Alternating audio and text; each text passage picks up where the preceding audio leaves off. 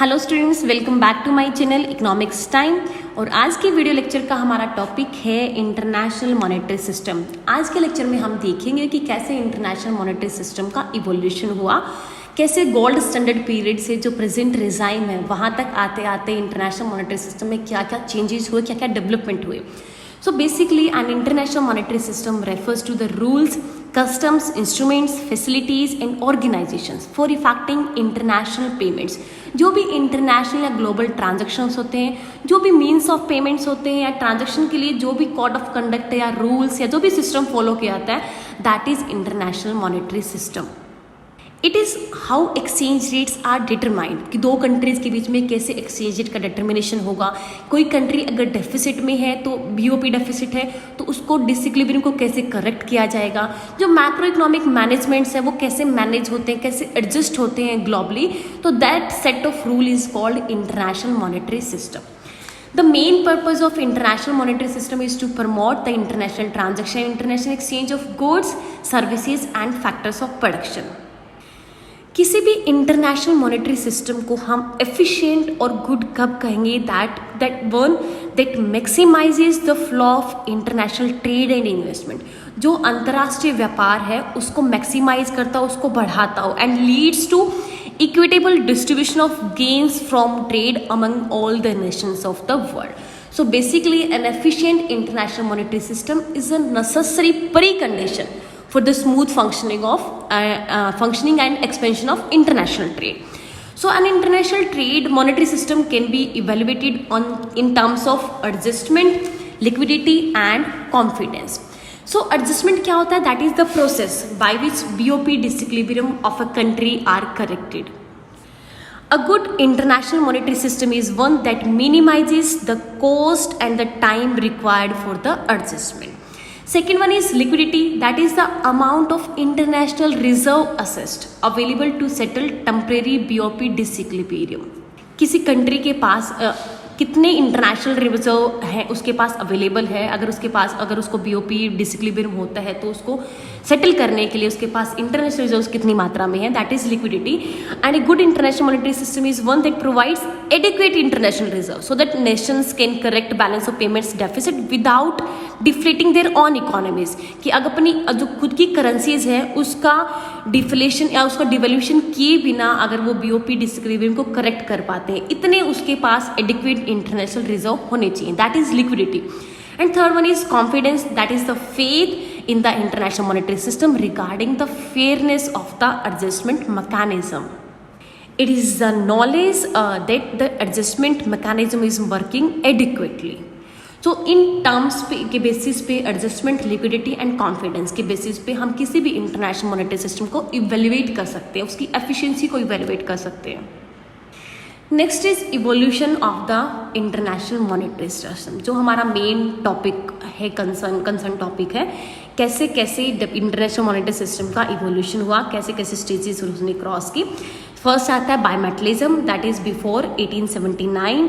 Second is gold standard. Third is interwar period and Bretton Woods system and the flexible exchange rate design from 1973 to onwards. तो सबसे पहले बात करते हैं हम बायमेट्रिज्म की, दैट इज बिफोर 1879। जो भी इंटरनेशनल मॉनेटरी सिस्टम प्रिवेल कर रहा था दैट वाज बायमेटलिज्म। इसमें क्या था इस सिस्टम में कि both gold and silver, bimetallism में नहीं दोनों मेटल यूज हो रही है, both gold and silver were use as international means of payment. कि जो भी ट्रांजेक्शन्स होते, जो भी exchange of goods and services होता था उसके लिए जो भी पेमेंट्स होती थी वो दोनों ही मेटल्स के अंदर, गोल्ड एंड सिल्वर दोनों में ही एक्सेप्टेबल थी। इसका मतलब ये नहीं कि हर एक इंडिविजुअल कंट्री है वो दोनों उसके अंदर दोनों ही मेटल यूज होती थी, gold and silver. Some countries were on silver standard जैसे कि China, India, Germany and Holland, while some other countries were on only gold standard जैसे यूके। और कुछ कंट्रीज ऐसी भी थी जो दोनों ही स्टैंडर्ड्स को एक्सेप्ट करती थी जैसे यूएस, फ्रांस एंड नीदरलैंड्स।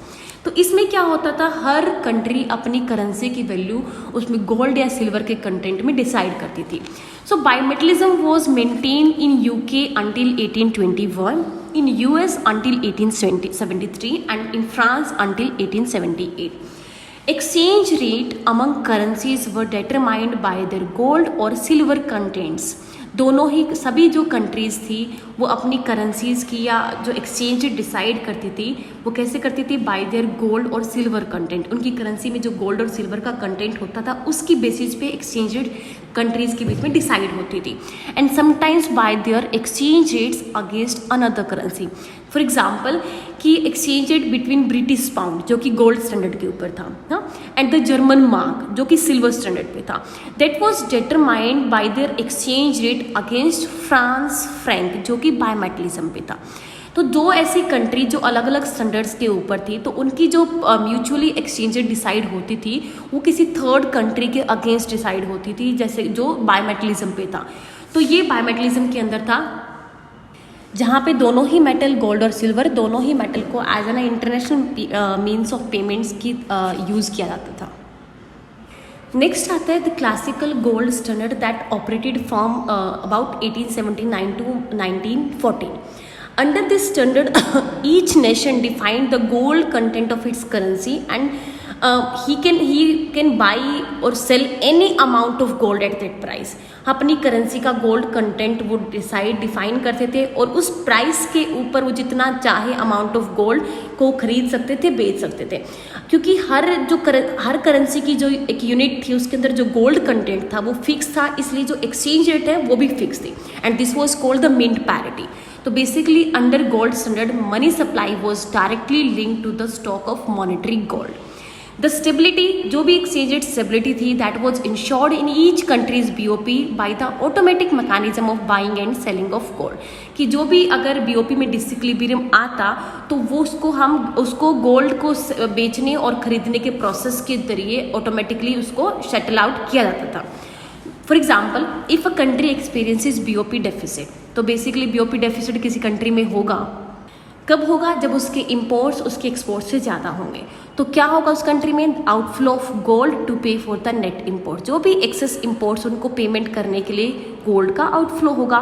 अब क्योंकि किसी भी कंट्री का जो मनी सप्लाई थी that was directly linked with the stock of monetary gold, तो जैसे ही आउटफ्लो होगा तो जो डोमेस्टिक जब गोल्ड आउटफ्लो होता है तो डोमेस्टिक मनी सप्लाई है बाय एन इक्वल अमाउंट वो उस कंट्री के अंदर डिक्रीज हो जाएगी। अब आपने क्वांटिटी थ्योरी ऑफ मनी पढ़ी होगी, classical theory, that was MV equal to PT, जो इन्होंने इक्वेशन दी थी कि जो मनी सप्लाई और प्राइस लेवल के अंदर प्रोपोर्शनल रिलेशनशिप होता है। तो जब डोमेस्टिक मनी सप्लाई कम हो जाएगी तो प्राइस लेवल भी साइमल्टेनियसली प्रोपोर्शनली डिक्रीज हो जाएगा। तो अब प्राइस लेवल कम होगा तो क्या होगा, domestic goods becomes relatively cheaper, तो इम्पोर्ट्स हमारे डिक्रीज हो जाएंगे और एक्सपोर्ट्स हमारे इंक्रीज हो जाएंगे। तो जो बीओपी डिसइक्विलिब्रियम है उसको कैसे करेक्ट करना है वो सारा करेक्शन होता था गोल्ड के जरिए, गोल्ड के इनफ्लो और आउटफ्लो के जरिए। अगर डेफिसिट होता तो गोल्ड आउटफ्लो होगा और अगर ट्रेड सरप्लस होता है तो गोल्ड इनफ्लो होगा। इस पूरे प्रोसेस को बोलते हैं price specific flow mechanism, that was given by David home. That is a mechanism linking inflation और डिफ्लेशन विद गोल्ड फ्लॉज, कि गोल्ड के इनफ्लो और गोल्ड के आउटफ्लो होने से प्राइस लेवल पे जो इफेक्ट आता है, इन्फ्लेशन आती है, डिफ्लेशन आता है, प्राइस लेवल कम होता है, ज़्यादा होता है, तो जो पूरा प्रोसेस होगा बीओपी को डिसइक्विलिब्रियम को करेक्ट करने का, that is price specific flow mechanism. Since हर एक नेशन की जो मनी सप्लाई है that was consisted of either gold itself और paper currency backed by gold. So money supply जो भी डेफिसिट नेशन होगा उसके अंदर मनी सप्लाई कम हो जाएगी और जो सरप्लस नेशन है उसमें मनी सप्लाई इंक्रीज हो जाएगी, that is quantity theory of money कहती है। एज ए रिजल्ट क्या होगा, तो डेफिसिट नेशन का जो एक्सपोर्ट्स है वो इंक्रीज हो जाएंगे, इनकरेज होंगे, और उसके इम्पोर्ट्स है वो डिस्करेज होंगे until its balance of payment deficit was eliminated, and the opposite would occur in the surplus nation as well. In the 19th century, the gold standard took a form best known as the gold exchange standard, क्योंकि country के अंदर जो stock of money है that was not equal to the stock of gold, and the gold was not the only और the main form of money that used in international transaction. एक जो करेंसी नई उभर के आ रही थी for international transaction that was British pound sterling. So the system whereby the pound sterling as a key currency was linked to the gold and that was exchangeable for the metal, कि अब उसको pound sterling use होता था gold को exchange करने के लिए, तो इंटरनेशनल पेमेंट्स जो ट्रांजेक्शन्स होते हैं उसको फाइनेंस करने के लिए, तो that system is known as gold exchange standard. The rules of the game for the international gold exchange standard were as follows. First is gold parity, कि हर country, each country must declare a fixed value ratio between gold and the domestic currency, कि हर currency है वो अपनी domestic currency की value या अपनी जो price है वो डिसाइड करेगी in terms of gold. That second one is domestic convertibility, कि all paper money must be exchanged freely without any restrictions to gold at the declared gold parity. जो भी प्राइस डिसाइड होगा, जो भी exchange decide होती है gold के content में, तो सभी जो पेपर करेंसी है, पेपर मनी है, that must be exchange freely to the gold. Third one is free international gold movement. Then there should be no any kind of restrictions on the export and import of gold as a commodity as well as a payment method. कि gold के export और import पे किसी तरह का restrictions नहीं होने चाहिए, फ्री मूवमेंट होना चाहिए गोल्ड का, जो कमोडिटी की तरह है, एक्सपोर्ट इंपोर्ट या फिर उसको एज एन पेमेंट हम उसको यूज़ कर रहे हैं। And the last one is interest rate policy. If a country begin to lose gold through a BOP deficit, जैसे हमने पहले कहा था कि किसी भी कोई भी कंट्री अगर बीओपी डेफिसिट रन करती है तो वहाँ से गोल्ड आउटफ्लो होगा, तो अगर गोल्ड स्टॉक उसका कम हो जाता है तो it was expected to raise short term interest rate to attract back the monetary matters, तो वो अपनी शॉर्ट टर्म इंटरेस्ट रेट को इंक्रीज कर सकता है सो दैट कि वहाँ गोल्ड इनफ्लो हो या मॉनेटरी मैटर जो भी उसको अट्रैक्ट करने के लिए बैक टू द कंट्री। तो ये रूल्स ऑफ द गेम है जो एक इंटरनेशनल जो गोल्ड एक्सचेंज स्टैंडर्ड था जिसमें फॉलो किए जाते थे। नेक्स्ट आता है हमारा the inter war period 1914 to 1944, जब हमारा first and second world war हुए, वो वाला period. The classical gold exchange standard lasted up to the breakdown of First World War. The First World War ended the classical gold exchange standard in August 1914. जब Britain, France, Germany, रसिया सब ने अपनी जो currency की convertibility थी into gold उसको suspend कर दिया and they imposed officially ban on the gold exports. जब फर्स्ट वर्ल्ड वॉर एंड हुआ तो जो मेजर कंट्रीज थी they wish to restore the pre world gold standard, सबने उसको जो क्लासिकल गोल्ड एक्सचेंज स्टैंडर्ड था उसको रिस्टोर करने का काफ़ी प्रयास किए। Return to gold became the national and even global scholars, कि गोल्ड की तरफ फ्लोट हो, ये एक नारा बन चुका था। US return to gold early in 1919। British government also restored the convertibility of the pound in 1925। Most other European countries also return to gold by 1928। तो सभी जो मेजर कंट्री थी सबने ट्राई किया कि उस हम जो गोल्ड स्टैंडर्ड था उसको रिस्टोर किया जाए फिर से after first world war. However Britain restored convertibility at a price that implied high exchange rate. अब फर्स्ट वर्ल्ड वॉर के बाद जो पाउंड है वो क्या हो गया, तो ओवर वैल्यू हो गया था, यानी अब जो कन्वर्टिबिलिटी थी वो क्या इंप्लाई करी थी, हाई एक्सचेंज रेट इंप्लाई करी थी। And for that and some other reasons Britain could not sustain this arrangement, so basically the pound sterling was forced to leave the gold standard in September 1931। Finally 1931 के अंदर जो Britain है उसने gold standard को abandon कर दिया। Canada, Sweden, Austria and Japan the followed the same suit by the end 1931, इन्होंने भी छोड़ दिया। US in 1933 after experience bank failures and serious outflow of gold, जो भी इश्यूज हुए उसके अंदर बैंक फेल हो गए, जो गोल्ड का है वो बहुत एक्सेस में आउटफ्लो हो रहा था, तो उसके बाद से यूएस ने भी 1933 के अंदर गोल्ड सिस्टम को छोड़ दिया and the France left the gold standard officially in 1936। अब why the attempt to restore the gold standard fail, कि जो सब कंट्रीज ने जो अटेम्प्ट लिया कि दोबारा से हम गोल्ड एक्सचेंज स्टैंडर्ड को लेके आए, दोबारा से रिस्टोर करें, मेंटेन करें, तो ये अटेम्प्ट फेल क्यों हुआ? पहला रीजन था इन 1920s एंड 30s के अंदर क्या फ्रीक्वेंटली रिसेशंस आई, बैंकिंग क्राइसिस आई। आपने महामंदी सुनी होगी 1929-30 की, तो जो भी रिसेशंस, जो भी मंदी आई उसकी वजह से क्या सोचा गया, इट वॉज थॉट कि जो फर्स्ट रिस्पॉन्सिबिलिटी किसी भी देश की गवर्नमेंट की होगी ना, वो क्या होगी, that to solve the domestic problems. अपनी जो घरेलू समस्याएं हैं बैंकरप्सी की या बेरोजगारी की, वो सोल्व करो, rather than keeping the international commitments. जो हमारे गोल्ड स्टैंडर्ड वाला जो रूल ऑफ गेम था उसको फॉलो करने की बजाय हम अपनी डोमेस्टिक प्रॉब्लम्स को सोल्व करें, राइट। तो जैसे सबने जो रूल ऑफ गेम था उसको फॉलो नहीं किया, या जो कन्वर्टिबिलिटी थी अपनी डोमेस्टिक करेंसी की इनटू गोल्ड, उसको अबंडन कर दिया, उसको छोड़ दिया। Second one, there was leadership vacuum in the international design. UK जो ब्रिटेन हमारा जो पुराना लीडर था, that was losing the power and the incapable of handling the situation. जैसे हमने बताया कि जो एक्सचेंज रेट थी वो हाई सेट हुई थी जो आफ्टर वर्ल्ड वॉर, जो उसने गोल्ड के साथ अपनी करेंसी को कन्वर्टेबल किया, तो जो पाउंड है तब वो ओवर वैल्यू हो गया था। तो that was incapable of handling the situation. And जो नया लीडर जो एक उभर के आ रहा था मार्केट के अंदर, US, that would not assume the responsibility yet. तो बेसिकली उसने भी अभी जिम्मेदारी नहीं संभाली थी अपनी, तो वहाँ पे एक लीडरशिप इश्यूज है वो भी चल रहे थे इंटरनेशनल डिजाइन के अंदर।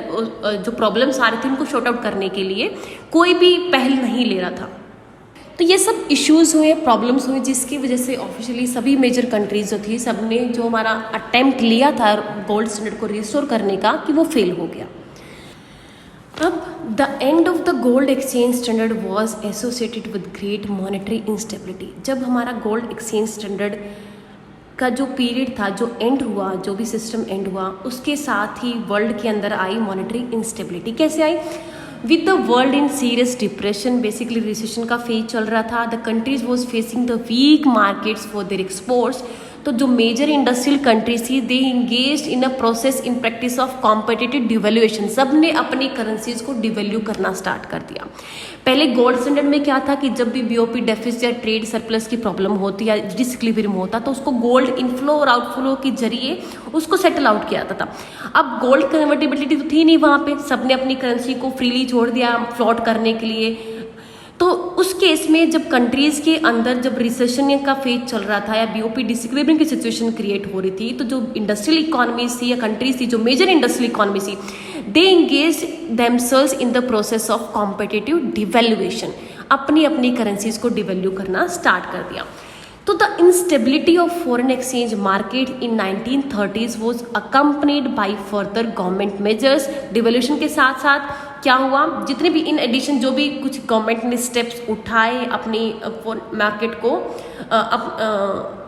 बीओपी डिसइक्विलिब्रियम को करेक्ट करने के लिए, डिवैल्यूएशन के साथ साथ क्या था, जो टैरिफ वॉज रेज्ड, जो इंपोर्ट्स को कम करने के लिए, एक्सपोर्ट्स को बढ़ाने के लिए बेसिकली डिवैल्यूएशन किया गया। इंपोर्ट्स को कम करने के लिए टैरिफ्स का जो अमाउंट था उसको इंक्रीज, टैरिफ की रेट थी उसको इंक्रीज कर दिया गया।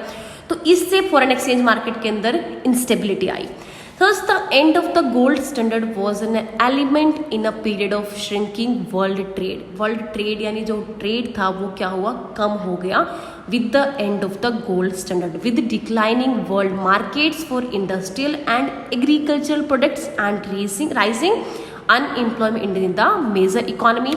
जो भी हमारे इंडस्ट्रियल प्रोडक्ट्स थे या एग्रीकल्चर प्रोडक्ट्स थे, उनके लिए वर्ल्ड मार्केट है वो श्रंक हो गई, और मेजर इकोनॉमीज के अंदर जो अनएम्प्लॉयमेंट है वो इंक्रीज हो गया with the end of the gold standard. This was the classical gold standard. कैसे कैसे वो मतलब उसको मेंटेन करने के लिए, रिस्टोर करने के लिए उसको प्रयास किए गए, लेकिन फाइनली वो सारे फेल हो गए एंड ऑफिशियली सभी कंट्रीज ने गोल्ड स्टैंडर्ड को छोड़ दिया। तो ये था हमारा इंटरनेशनल मॉनेटरी सिस्टम पार्ट 1, जिसके अंदर हमने देखा कि कैसे इंटरनेशनल मॉनेटरी सिस्टम का इवोल्यूशन हुआ bimetallism to classical gold exchange standard, और कैसे वॉर के ब्रेकडाउन होते ही हमारा जो गोल्ड स्टैंडर्ड है उसको छोड़ दिया गया, वो खत्म हो गया। कैसे मेजर कंट्रीज ने फिर भी वर्ल्ड वॉर के बाद ट्राई किया, रीअटेम्प्ट लिया उसको रिस्टोर करने का, और कैसे फिर जो रिसेशन आई उसकी वजह से, जो भी बैंक फेलियर्स हुए, जो भी इकोनॉमिक क्राइसिस आए उसकी वजह से कैसे उनके वो अटेम्प्ट जो रिस्टोर करने के थे वो फेल हो गए। फाइनली जो हमारा क्लासिकल जो गोल्ड एक्सचेंज स्टैंडर्ड था उसको छोड़ दिया गया। उसके बाद इवोल्यूशन हुआ ब्रेटन वुड्स सिस्टम का, जो कि हमारे नेक्स्ट वीडियो लेक्चर का टॉपिक रहेगा। So thank you very much.